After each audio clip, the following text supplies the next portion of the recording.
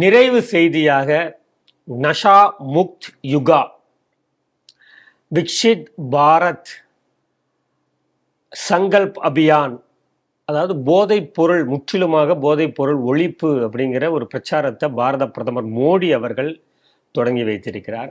100 ஞாயிற்றுக்கிழமைகள், 100 வாரத்தில் வரக்கூடிய ஞாயிற்றுக்கிழமைகளில் அங்கங்கே விழிப்புணர்வு பிரச்சாரம், அது இது அப்படிங்கிறது. அதையெல்லாம் தாண்டி இந்த தேசத்தின் இளைஞர்கள் கையில் தான் இந்த எதிர்காலமே இருக்கிறது. அப்படிங்கும்போது இளைஞர்கள் எப்படி இருக்கணும் அப்படிங்கிற தன்னுடைய கனவுகளையும் இயக்கங்களையுமே அவர் அந்த வீடியோவில் பதிவு பண்ணியிருக்காரு. சரி, எப்படி சார் பார்க்குறீங்க? பிரதமர் ஒரு நல்ல முயற்சி எடுத்திருக்கிறார். அதே போல் போதைப் பொருளை பற்றி ஒரு பெரிய விழிப்புணர்வை நாடு முழுக்க ஏற்படுத்துவதற்காக ஒரு நல்ல முயற்சியை, ஒரு பிரச்சாரத்தை ஆரம்பித்திருக்கிறார். இன்றைக்கு நீங்கள் பார்த்தீங்கன்னா ஆப்பிரிக்கா போன்ற ஒரு நாடுகள், ஆப்பிரிக்காவில் பல நாடுகள் இருக்கு. அந்த நாடுகளில் கனிம வளங்கள் ஏராளம். அந்த மக்கள்லாம் ரொம்ப கடுமையாக உழைக்கக்கூடியவங்க.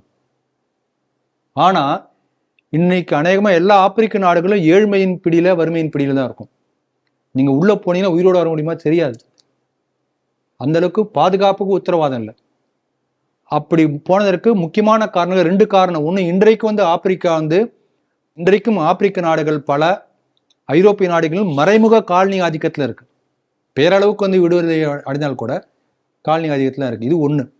2வது, ஆப்பிரிக்க நாடுகள் முழுக்க முழுக்க இருக்கக்கூடிய பல போதை கலாச்சாரம் பல பெரும்பாலான நாடுகள்ல. இன்னைக்கு அமெரிக்காவில் பல பெரிய பெரிய ஒலிம்பிக் மெடல் வாங்கக்கூடிய நீக்ரோ தான் இருப்பான். ஆனா ஆப்பிரிக்கா கண்ட்ரி யாரா வாங்குறானா? இல்லை. ஏன் வாங்க முடியல? ஏழ்மை. ஏழ்மை ஒரு பக்கம். இத்தனை வளங்கள் இருக்கு, பெரிய பெரிய நதிகள் இருக்கு, கனிம வளங்கள் இருக்கு. ஆனா அமைதியின்மை, ரெஸ்ட்லெஸ்னஸ், அங்கங்க ஒருத்தன் வெட்டுவான், குத்துவான். அந்த மாதிரி இருக்கும்போது எப்படி இங்க வளர்ச்சி வரும்? ஆகவே இப்படிப்பட்ட சூழ்நிலை நம்ம தமிழ்நாட்டிலேயோ அல்லது இந்தியாவிலேயோ இதே போல போதை கலாச்சாரத்திலேயே நம்ம இருந்தோம்னா அடுத்த ஒரு 30 வருஷத்துல வந்துடும். போதை அந்த அளவுக்கு ஒரு பெரிய ஆபத்தை ஏற்படுத்தும். ஒருத்தருடைய ஹெல்த்து பாதிக்கப்படும், வேலை செய்யக்கூடிய மனப்பான்மை இருக்காது, ஆயுசு சீக்கிரம் முடிஞ்சு போயிடும், எனர்ஜி இருக்காது. அப்ப நம்ம நாட்டின் மீது மறைமுகமாக நேரடியாக போர் தொடுக்க பயப்படுகின்ற பாகிஸ்தான் மறைமுகமாக போதை மூலமாக போர் தொடுத்து கொண்டிருக்கிறது. நமது நாட்டின் வளர்ச்சியை கண்டு அஞ்சி கொண்டிருக்கக்கூடிய சைனா மறைமுகமாக போதை மூலமாக போர் தொடுத்து, இது நமக்கு தெரியல, இது நமக்கு புரியவே இல்லை. அந்த விழிப்புணர்வை ஏற்படுத்துவதற்கு தான் மோடி அவர்கள் இப்படிப்பட்ட முயற்சி எடுக்கிறார். இது ஒண்ணு. 2வது, போதை என்று சொன்னோம்னா நம்ம பெரும்பாலும் நினைப்போம் டாஸ்மாக், அடுத்த லெவலில் போனோம்னா கஞ்சா. ஆனா இந்த சிந்தட்டிக் ட்ரக்கை பத்தி ஒரு விழிப்புணர்வு யாருக்குமே இல்லை.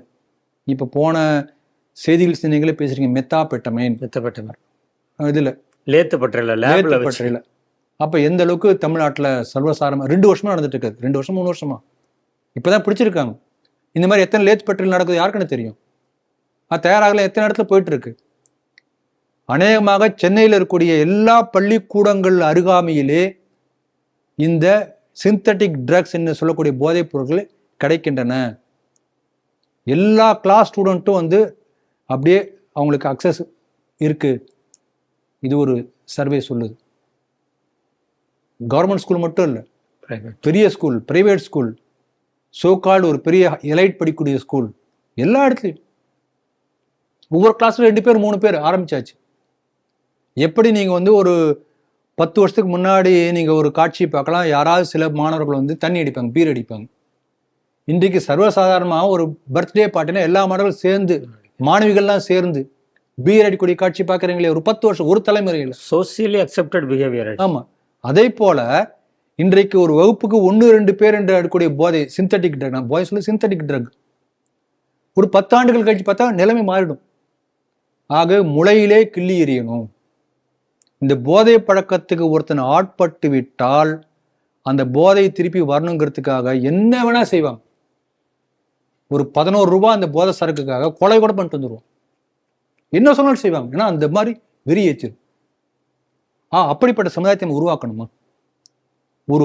ஒரு அரை மணி நேரம் 1 மணி நேரம் ஏதோ ஒரு உணர்வு, அதுக்காக வாழ்க்கையை தொலைக்கிறாங்க. சீக்கிரம் செத்து போயிடுவான். எவ்வளவு பெரிய ஆபத்து பாருங்க. ஆகவே இப்படிப்பட்ட விழிப்புணர்வை ஏற்படுத்தணும் மாணவர்களுக்கு, பெற்றோர்களுக்கு. இந்த மாதிரி இந்த அளவுக்கு பூதாகாரமா வளர்ந்திருக்கிறது என்பது பல பெற்றோர்களுக்கே தெரியாது. பள்ளி ஆசிரியர்களுக்கு கூட பல பேர் தெரியாது. இந்த குடிச்சிட்டு போறவனை பத்தி பல பேர் அந்த இதெல்லாம் பண்ணுவோம், இப்படி டான்ஸ் ஆடிட்டு போற மாதிரிலாம் சினிமாவில் பல காட்சிகள் வரும்.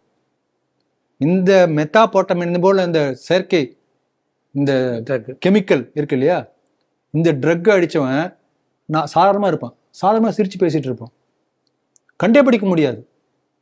நீங்க டிரைவிங் போகும்போது குடிச்சிட்டு போனா ஊத சொல்லுவான், உடனே பிடிச்சிருவான். இது அப்படி இல்லை, இது என்ன ஊதினாலும் தெரியாது. ட்ரக் போட்டு போனா எவனும் பிடிக்க முடியாது. அப்ப எந்த அளவுக்கு டேஞ்சரஸ் பாருங்க. இப்படிப்பட்ட டேஞ்சரஸ் ஒரு ட்ரக் சர்வசாதாரணமாக நம்ம நாட்டில் இருக்கிறது என்பது கூட பல பெற்றோர்களுக்கு ஆசிரியர்களுக்கு தெரியாது. உங்க பையன் எங்க பையன் நல்லா பையன் சொல்லிட்டு இருப்பாங்க. நான் அந்த பையனுக்கு ஏதோ மிட்டாய் நினைச்சு சாப்பிட்டு இருப்பான், அவனுக்கு மிட்டாய் தான் நினைச்சிட்டு இருப்பான். இந்த மிட்டாய் சாப்பிட்டா ஒரு மாதிரி கிருகிருன்னு இருக்குல்ல, சாக்லேட் சாப்பிட்டா அப்படி இருக்குல்ல, அப்படி நினைச்சிட்டு இருப்பான். ஆனா போதை. அப்ப எவ்வளவு பெரிய டேஞ்சர் பாருங்க. ஒரு காலத்துல இந்தியாவினுடைய ஸ்வாடாம் ஆஃப் இந்தியா என்று பஞ்சாபை சொல்லுவாங்க. இந்தியாவை காக்கக்கூடிய வாளேந்திய கரம் பஞ்சாப். அதெல்லாம் 30 வருஷத்துக்கு முன்னாடி. இன்னைக்கு போதையில படுத்து தூங்கி கொண்டிருக்கக்கூடிய ஒரு மாநிலம் பஞ்சாப். 30 இயர்ஸ் ஒண்ணும் பண்ண மாட்டாங்க. இந்த மாதிரி விட்டோம்னா நாடு முழுக்க ஆயிடும். தமிழ்நாடு இப்படி போயிட்டு இருக்கு.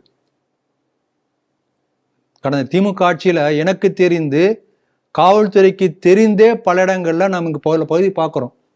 ட்ரக் வாஸ் அதை சாதாரண பையனுக்கு இந்த மாதிரி அங்க போய் கொடுத்துட்டு வாங்க. இன்ஸ்டா பயன்படுத்துறாங்க. இதுக்கு போதைப் பொருளை போய் கடத்திட்டு வருவான், கொடுத்துட்டு வருவான். அது எப்படி வருதுன்னு தெரியாது. ஒருத்தன் எங்கேயோ உட்காந்து பிளான் பண்ணுவான், இங்கிருந்து அங்கே அப்படியே போய் சேரும். அதுக்கு ஒன்றும் காசு. ஸ்கூல் படிக்கூடிய பையன் ஒரு போதை அப்படி கும்பி அங்கே கொடுத்துட்டு வந்தான்னா அவனுக்கு ஒரு காசு வரும், பாக்கெட் மணி. பாக்கெட் மணி என்ன வேணா செய்யலாம், படம் பார்க்கலாம். பிடிச்சா இவன் தான் மாட்டுவான்.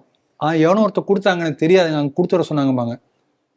இவன் கொடுக்குற சோர்ஸு போய் டெஸ்டினேஷன் ரெண்டுமே சம்மந்தப்பட்ட ஆளாக இருக்க மாட்டான். அங்கிருந்து இன்னொரு கை மாறும். இது ஆதி மூலமே தெரியாது. அந்த மாதிரி ஆப்ரேட் பண்ணி இதை அங்கங்கே கொண்டு போய் பெரிய சப்ளை செயின் வச்சிருக்காங்க. ஒரு ரகசியமான சப்ளை செயின் இன்றைக்கு எதிர்க்கிறது. ஆகவே இதெல்லாம் கேட்டால் நமக்கே பயம் வரும். ஒரு 10 வருஷம் இந்த போதைப் பொருள் இருந்தாச்சுன்னா அப்புறம் அவன் வேற சிந்திக்க மாட்டான், யோசனையே வராது, முடங்கி போயிடுவான், 40 வருஷம் செத்தே போயிடுவான். அப்படிப்பட்ட ஆபத்தை ஏற்படுத்தக்கூடிய போதைப் பொருளை பற்றி ஒரு பிரம்மாண்டமான ஒரு நாள் கிடையாது, தொடர்ந்து 100 வாரங்கள் ஒரு பெரிய அளவில் விழிப்புணர்வு ஒரு பிரச்சாரத்தை ஆரம்பித்திருக்கிறார் மோடி அவர்கள். நம்ம நாட்டு மக்கள் அனைவரும் அதுக்கு நம்முடைய ஒத்துழைப்பை கொடுக்கணும். We should support. ஒரு பெரிய ஒரு கிரைசிஸ் வரப்போகுது அதனால பெரிய நல்ல முயற்சி. ஒவ்வொருத்தரும் மோடியின் கரங்களை வலுப்படுத்துவோம். போதையே இல்லாத ஒரு நாடாக நம்முடைய நாட்டை உருவாக்குவோம். அது ஒரு முக்கியமான அவசிய கடமை. அதை புரிந்து கொண்டு, அந்த அவசர கடமையை புரிந்து கொண்டு மோடி அவர்கள் இந்த அபியான் என்று சொல்லக்கூடிய அந்த பிரச்சாரத்தை ஆரம்பித்திருக்கிறார். அந்த முயற்சி வெற்றி பெற வேண்டும் என்று விரும்புகிறேன்.